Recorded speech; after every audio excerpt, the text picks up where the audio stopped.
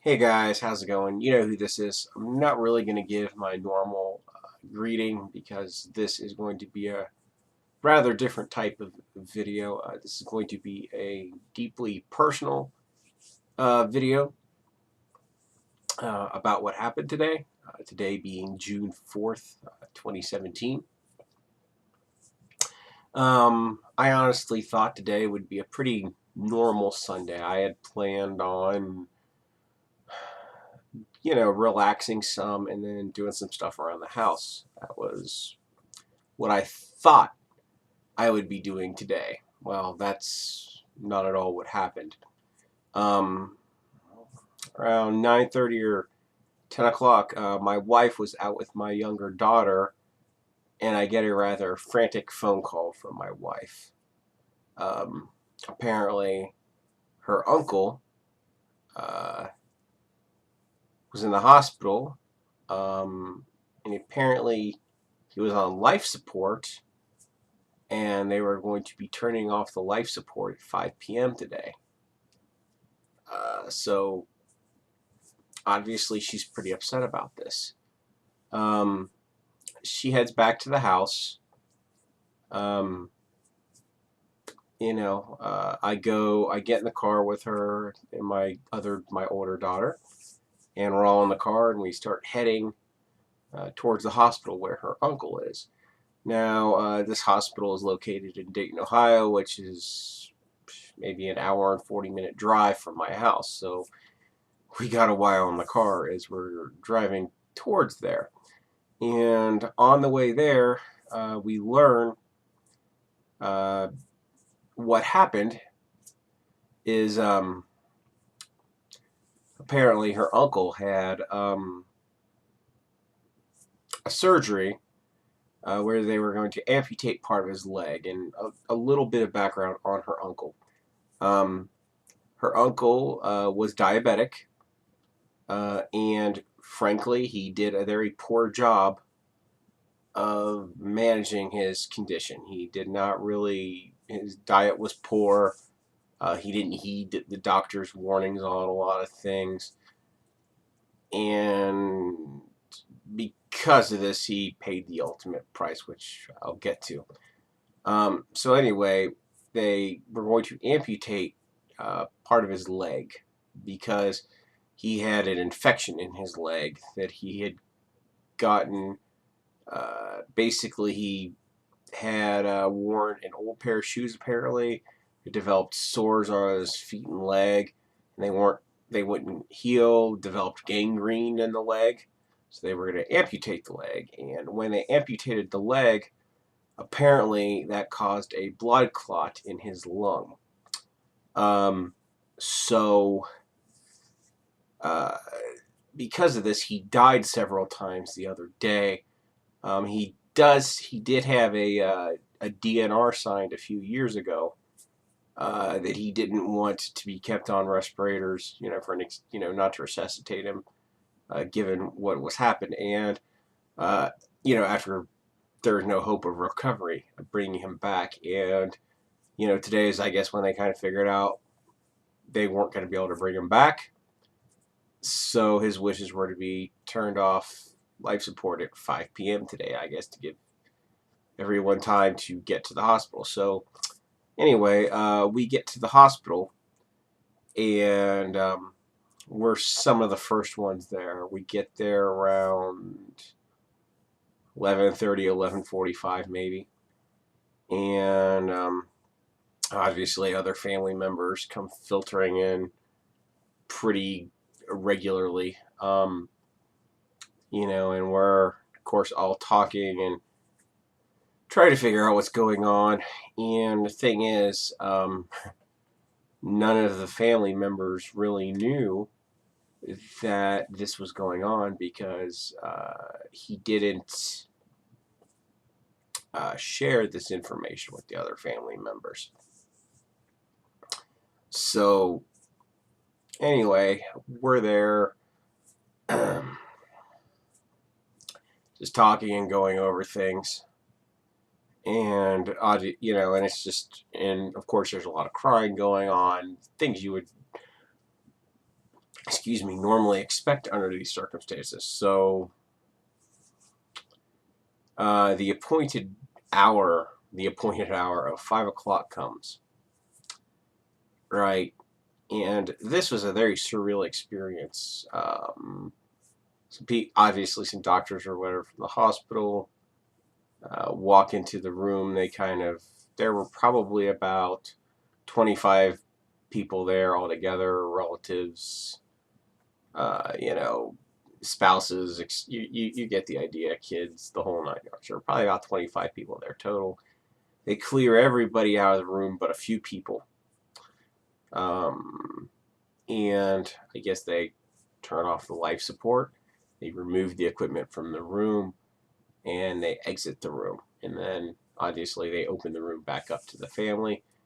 And we kind of all went in there at this time. And, you know, for the first time ever, in my life anyway, in my nearly 39 years of life, I witnessed a person's last moments on Earth. He was not conscious, by the way. He was not conscious at any point throughout the day. He was unconscious all day. You know, he was on a respirator before doing his breathing for him. They removed the respirator. And afterwards, he continued to breathe for about 20 minutes, actually, on his own. You know, he was, I guess, a fighter right until the end. And then after 20 minutes, he stopped. And he saw his vitals drop to 0 on the monitor, which obviously at that point he was gone. It was a very surreal experience witnessing this. Like I said, I had never seen that before. And honestly, I could very easily go the rest of my life without ever seeing that again. Now, I have lost people before, of course, in my family, but I've never lost somebody in that way. What I mean by that is I've never, you know, went to a facility where there was an appointed time, for lack of a better term, that the person was going to pass.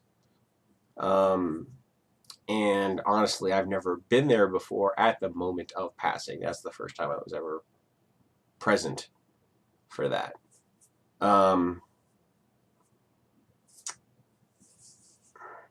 It's really hard to describe the experience. It was deeply sad, obviously. Now, as for me, am I okay? Yes, I am going to be just fine. I knew the man sort of well. I mean, but it was, you know, a casual relationship. We weren't, but I was quite fond of him. He was a very warm and funny person, and I'm definitely going to miss him. My wife is obviously more affected by this than I am, since it's her relative. And she really cared for him, but she's going to be okay too. But it's just a very strange experience to witness this, and seeing that last moment is something you won't soon forget. Now, I have seen animals pass. I had a beloved dog. Well, actually, no, I had a few animals pass. I had a beloved dog pass. He passed in my wife's arms. It was completely unexpected. I also had a cat die in my lap once, which was also unexpected. Ironically, when the cat died on my lap, we were on the way home from the vet. Yeah. So, but those were very different experiences. The animals passed very quickly. It was At least with the cat, he didn't seem all that upset, and then just, I'm sorry, it was a girl cat. She didn't really seem to be in distress. One moment she was fine, the next moment she was gone. The dog that passed, he it was very quick. It wasn't instantaneous, but he basically kind of seized up a few times, and then he passed. Um, whereas this was probably the longest amount of time. Obviously he's the first person I've ever seen pass. When I was there for it, and it took the longest amount of time, and it was very sad and disturbing. And truthfully, I could go. I hope I'm lucky enough. I hope I'm lucky enough to go the rest of my life to never see that again. I'm glad that the family was able to be there for him in his final moments. He didn't go out alone, which is a good thing. But obviously he's gone now, and that pretty much closes the chapter. And I've reflected on this experience some since it happened earlier today, and I've come to a few conclusions. I think it's kind of interesting how we talk about the dead. I was actually thinking to myself earlier, I was thinking to myself, he was really funny and warm, and I really liked him, like as in past tense. It's strange that I say that simply because he has passed, excuse me, it doesn't affect my emotions about him. I still have those same general feelings about him. It's not like because he's dead, I stop liking him or thinking those positive things about him. Of course, that's going to continue in my mind. Any more than go with the opposite side of the coin. If somebody I really disliked died, I wouldn't all of a sudden like them. Yeah, it's just strange that you think of them in the past tense, even though your emotions about them don't change. For example, people I've lost, my grandparents. I think I loved my grandparents. That's not the case. I still love them. That hasn't changed. Just because they're not alive anymore. I just find that kind of an interesting way that we think in our minds. It kind of brought that to the surface a little bit.